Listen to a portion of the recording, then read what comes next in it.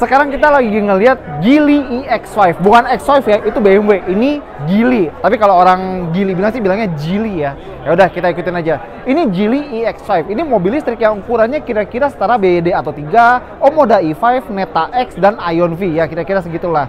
Nah, mobil ini masih impor dari China, tapi katanya Geely pengen bikin pabrik di sini. Katanya sih di Handal ya. Kita lihat aja nanti.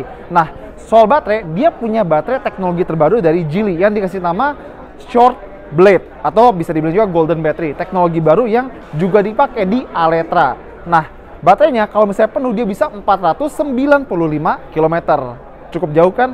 Cuma sayangnya kita belum tahu berapa harga mobil ini. Tapi intinya perkenalan dulu kan. Nah, di depan sini kalau kita buka sebentar ya.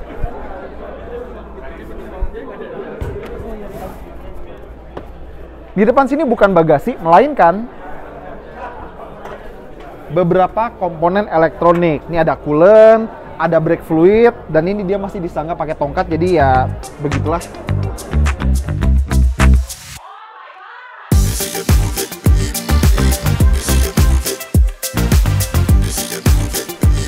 Nah, kalau ngelihat desain mobil itu kayak lebih membulat gitu ya, nggak kayak mungkin Omoda yang tajam atau Atto yang ya gitulah.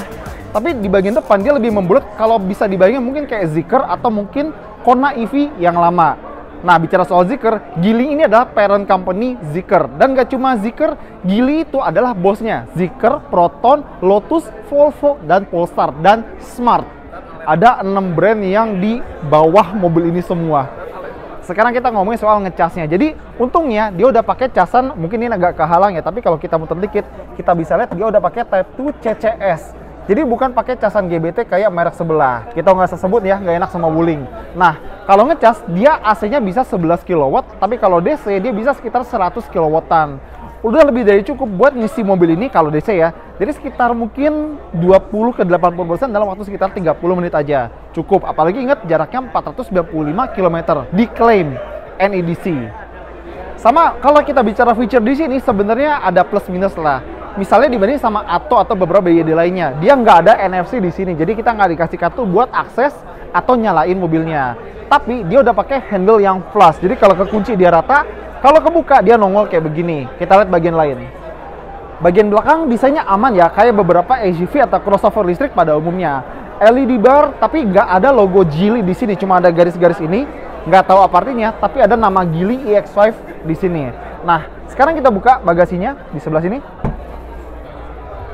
Kayak beberapa mobil Tiongkok atau China lain, dia punya bagasi yang gede, tapi nggak cuma itu aja. Karena kalau kita buka ini, dia punya kantong dalam banget. Jadi kayaknya dia nggak punya ban serep nih ya. Nah, buat ilustrasiin seberapa dalam kantong ini, ya jadi kalau kalian punya, sebenarnya ilegal sih ya, punya anak taruh sini aja. Jangan dicontoh. Nah, ini kit buat tire repairnya.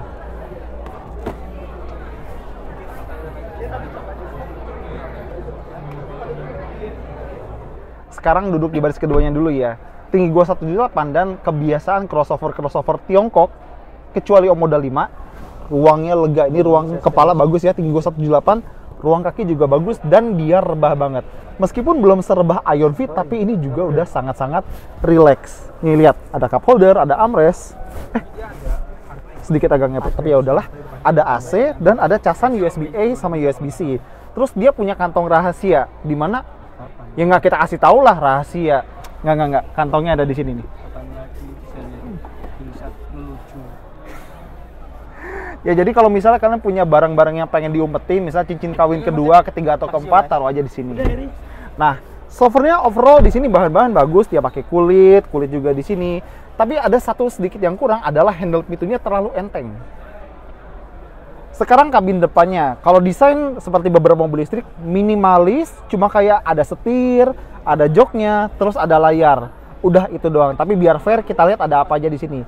Dia punya bahan sebenarnya kalau dibilang standar ya standar. Di sini ada plastik yang agak keras, ada aksen jahitan, dan di sini kulit yang lumayan empuk, plus ada panel yang motifnya kayak kayu di sini, bukan kayu beneran ya.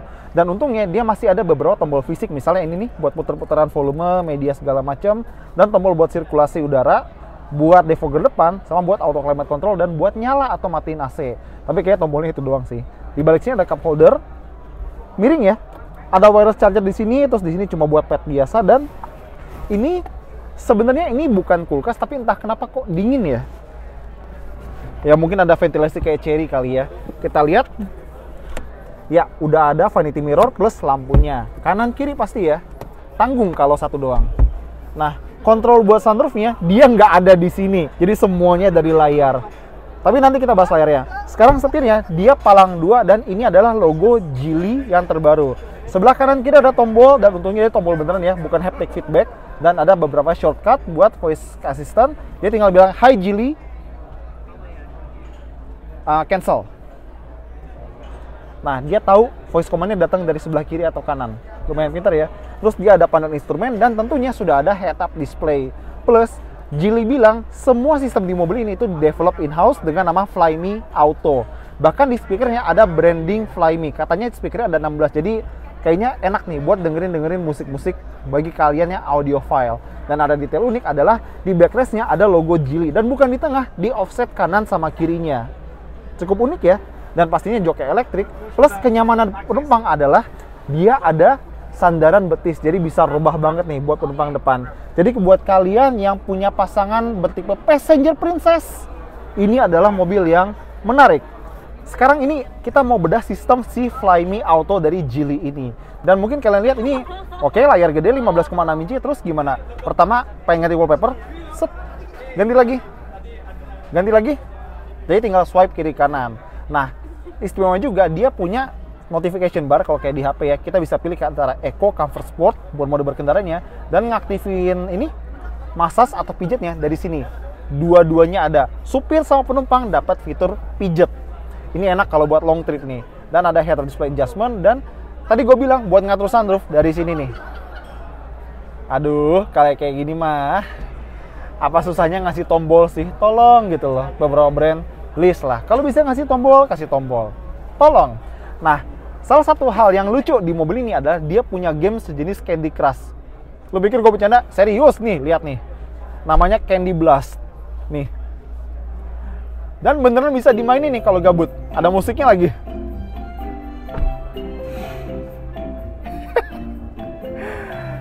Ya bisa kepake sih waktu misalnya lagi ngecas gitu, gabut, bosen, HP lagi mati, ya main mobilnya aja. Dan selain kayak sunroof tadi, buat ngontrol beberapa fungsi juga ada di sini nih, gambar mobil di tengah. Nah, kita bisa kayak misalnya buka menu speaker dari sini nih, surround sound, kita bisa tempatin suara paling optimal di titik yang sebelah mana. Tapi nih lihat, ada satu hal yang gua agak sayangkan dari mobil ini. Kalian bisa lihat mobil ini udah setir kanan, tapi buat ngaturnya driver seat masih di sebelah kiri. Harusnya ini dibalik posisinya. Driver sebelah kanan, passenger sebelah kiri. Dan dia ada memory seat 3 preset ya. Jadi ya lumayan lah, tapi andai dibalik Geely ini udah setir kanan ya, tolong ya. Nah, buat baru kontrol lagi, ini ada di sini nih. Misalnya vehicle control nih, head up display, easy access. Jadi kalau misalnya buka pintu, joknya mundur sendiri biar kita punya ruang lebih buat masuk. Dan passenger juga dapat easy access yang sejenis. Kita lihat lagi driver setup. Buat mode berkendara, energy recovery regionnya bisa auto, low, medium, sama high. Dan brake pedalnya bisa kita setel mau yang nyaman atau yang sport. Jadi feedbacknya gitu mau yang keras atau yang empuk. Tapi kita belum test drive, mungkin nanti kalau udah ada plat nomornya kali ya. Dan lighting, dia punya kayak ambient light gitu di bagian dalam nih. Kita bisa pilih mau warna kayak gimana. Mau dicocokkan sama driving mode atau mungkin multicolor gitu ya. Bisa terserah kita mau kayak gimana. Oke? Driver assist dia punya ADAS yang lumayan komplit. Intelligent cruise control, adaptif segala macam, lane keep, pre-collision semua ada. Sesuai yang kita expect dari mobil modern terutama brand China. Voice yang tadi yang Hi Geely tadi ya. Jangan bangun. Untung nggak bangun. Display, wallpaper yang tadi gue bilang. Dan oke, mungkin sementara itu aja ya. Kita lihat menunya lagi. Nah, dia ada kayak mode-mode kayak camping atau relax gitu. Jadi mode camping nih, kita bisa mungkin kayak nyalain mobilnya terus, AC-nya nyala, terus sambalnya nyala gitu-gitu, biar kita bisa relax atau istirahat dalam mobil. Kayak beberapa mobil lain, tapi ini nice to have lah. Meskipun mungkin nggak tahu kapan kepakainya, tapi seneng aja punya kayak begitu. Udah include Spotify di dalamnya dan ada around view monitor yang lumayan ya. Nih kita lihat bagian 3 dimensinya, di sebelah sini kayaknya nih. Iya. Sebenarnya nggak terlalu fluid, tapi udah cukup bagus buat bantu kita misalnya kayak pas parkir atau pas putar balik. Nah, ini menu AC-nya semuanya di sini. Untungnya ya tombol pedal fisik masih ada, tapi ya please tombol, please. Nah, kita tutup. Dan itulah interior dari si Geely EX5 ini. Jadi cukup menarik, tinggal berapa harganya nanti. Sebenarnya ini mobil di kelas yang sangat-sangat padat ya. Gue nggak usah mention ada 20 mobil lebih di sini. Kita tinggal lihat gimana dia masuk ke slot yang udah ada atau dia pengen ngobrak-abrik pasar, kita lihat aja. Thank you udah nonton, jangan lupa jempolnya, komentar, dan subscribe.